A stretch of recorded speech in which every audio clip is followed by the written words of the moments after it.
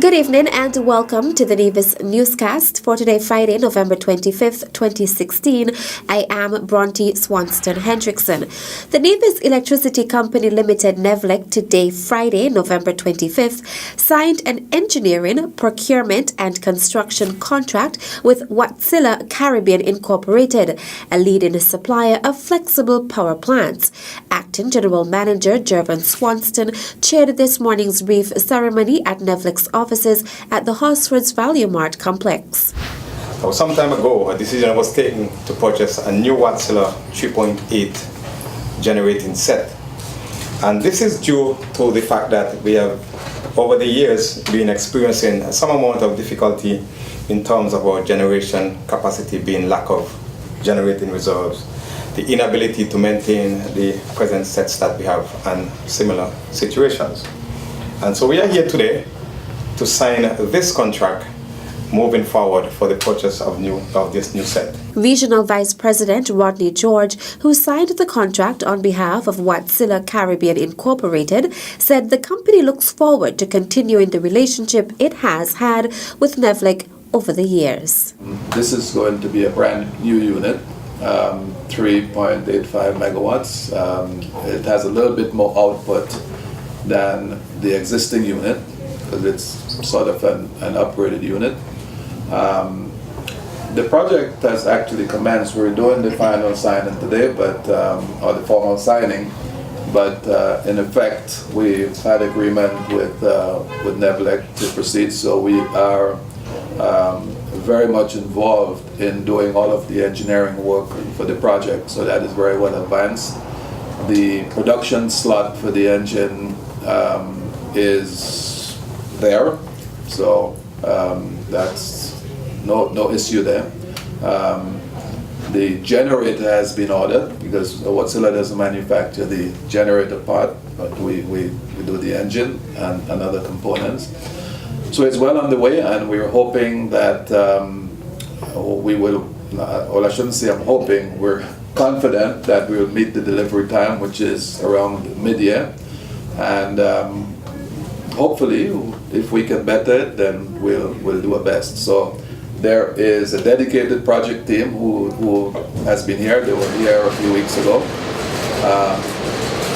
And everything is well on the way. Premier, the Honourable Vance Amory, noted that the signing of the contract signals the commitment of both companies with the support of the Nevis Island administration. With Wärtsilä arranging or agreeing that they will have the set installed, commissioned by the middle of 2017, we do feel that we are in the right place and we're doing the right thing as a government together with NEVLEC. But I'm sure that Mr. George made a little something that if things worked well, that we may have the engine installed before that. But we will not hold him to that. Thank you. We will deal with the outside timetable. Right. And if it happens within that time, then we'll be doubly grateful. But Chairman, I want to thank you for your inviting me to be part of this ceremony, and I do so on behalf of the substantive minister, who is Mr. Jeffers, who is away on business. Also a part of the signing ceremony was NEVLEC's Generation Manager, Earl Springett, member of NEVLEC's Board of Directors, Janisha Daniel, as well as Chairman of the Board, Farrell Smithen, who indicated that the cost of the generator is almost $5 million. BBC News on Thursday, November 24th, highlighted the work of the Nevis Turtle Group as it showed to the world 5 baby turtles kept safe by conservationists being released back into the sea by Prince Henry of Wales, who visited the island on Tuesday. Volunteers monitoring nests near Lovers Beach on Nevis had found the green sea turtle hatchlings in undergrowth. The prince, who is on a tour of 7 Caribbean island nations as the Queen's representative, was handed the creatures one by one. He later helped excavate a nest which the babies had left. The volunteers from the Nevis Turtle Group work every night on the beaches, tagging turtles and collecting information about their nesting habits and movements. They also excavate nests which the baby turtles, either leatherback, green sea or hawksbill, have left and count the remaining egg cases to monitor numbers. The article captioned "Go, Go, Go, Harry releases turtles on Caribbean beach" reminds that in Nevis it is illegal to hunt for turtle eggs to eat. Prince Harry's tour began on Sunday in Antigua and Barbuda before he moved on to St. Kitts and Nevis. The visit will also take him to Barbados, Grenada, St. Lucia, St. Vincent and the Grenadines, and Guyana. Former Governor General of St. Kitts and Nevis, His Excellency Sir Edmund Wickham Lawrence, formally received his knighthood during an investiture ceremony which was held in the State Room at Government House on Wednesday, November 23rd. Sir Edmund Lawrence was invested with the insignia of Knight Grand Cross of the Most Distinguished Order of St. Michael and St. George by His Royal Highness Prince Henry of Wales, who arrived in the Federation of St. Kitts and Nevis on Wednesday as part of a royal tour of several Caribbean islands on behalf of Her Majesty Queen Elizabeth II. After receiving his insignia, His Royal Highness was photographed with Sir Lawrence and his wife, Lady Holder, along with family and friends, before engaging in a short discussion with the former Governor General. Prince Harry then moved to the reception area to interact with the invited guests, including the planning committee for the royal visit and the law fraternity. The ceremony, which was described as short but significant, was attended by members of the St. Kitts and Nevis Diplomatic and Consular Corps. Still to come. If you cannot afford to make your payments in full, we at the Inland Revenue Department, we can offer you payment arrangements. We'll have the details after this break. Purple rain, purple rain. Fun Art Fusion School of Dance presents a holiday tribute dance experience. Get into the Christmas spirit and experience our holiday tribute as we highlight the king, queen, and prince of music. You asked for an encore, a timeless journey, so we have something just for you. With a teaser, of course, a sneak peek of Dream World. Adult tickets $20 and children tickets $10. Sold at the Von Art Studio Main Road, Stony Grove. Held at midnight. Doors open at 5:30 p.m. Show begins at 6 p.m. on Saturday, November 26th. See you there!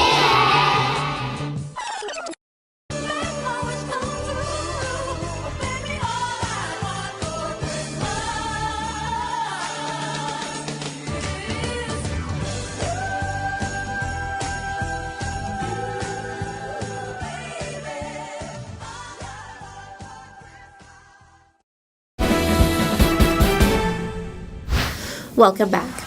The Inland Revenue Department's Fun Sports Day will bring down the curtains on the department's IRD week. Assistant Comptroller Rhonda Thompson told us about Saturday's event at the Villa Grounds in Charlestown. We will be competing against other government departments, more specifically the Customs and Excise Department, who edged us out last year by winning by 2 points. So we must regain that win this year. So we're inviting you to come on out, support us. On Wednesday, the department hosted its Taxpayer Appreciation Day, when persons got a chance to win prizes by answering various tax-related questions.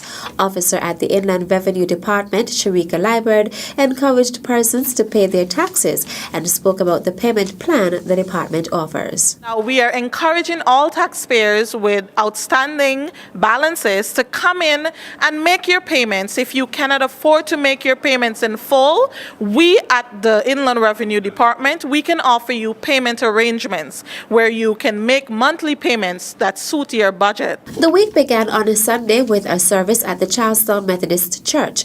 On Monday, students from 4 of the primary schools schools took part in the Elementary Puppet Show, where Ivor Walters Primary School emerged winners. On Tuesday, the department mounted its mobile information center at the War Memorial and were guests on Von Radio's Let's Talk program. The department's staff also quizzed persons with its Trivia in the Streets on Thursday. Earlier today was the annual bake sale at the Solomon Arcade in Charlestown. The IRD Fun Sports Day will take place tomorrow, Saturday, at the Villa Grounds, beginning at 10 a.m. The theme for the celebration of IRD Week is Know Your Taxes, Pay Your Taxes. The international artist lineup for the third Nevis Blues Festival has been confirmed. Communications Officer Sheila James has that story in the Ministry of Tourism's News Extra.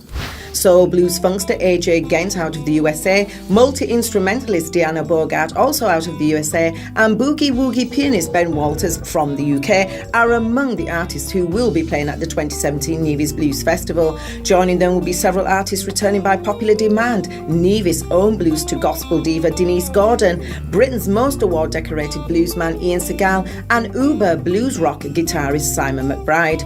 Nevis Blues Festival, dubbed Blues in Paradise, enters its third year with a string of accolades and a firm place on the calendar of music festivals in the Caribbean. Its location along Awali Beach on the island's Caribbean coastline must rank it among the world's most exotic and romantic blues festivals. Staged at night, capacity is limited to just 1,000 people, a deliberate move by the organisers to keep a relaxed intimacy that allows all ages to enjoy the bars, catering and world-class music. Tickets for 2017 are priced at US $45 per day and available via the festival website on www.nevisbluesfestival.com. Further information about the festival and how to get there can be found at nevisbluesfestival.com. The 2017 Nevis Blues Festival, according to its website, will be 2 nights of international artists, the very best blues, soul, funk and blues rock, right on the beach at Wali. The Nevis Blues Festival is slated for April 7th to 8th. And that brings us to the end of tonight's edition of the Nevis Newscast. I am Bronte Swanston Hendrickson. Thank you for viewing tonight's newscast. Good night. At a loss as to what's going on in Nevis? Tune into NNC on NTV. Don't worry if you don't have cable either. NNC will bring the news to you wherever you are. Facebook and Facebook Live. YouTube and YouTube Live. NevisTVOnline.com.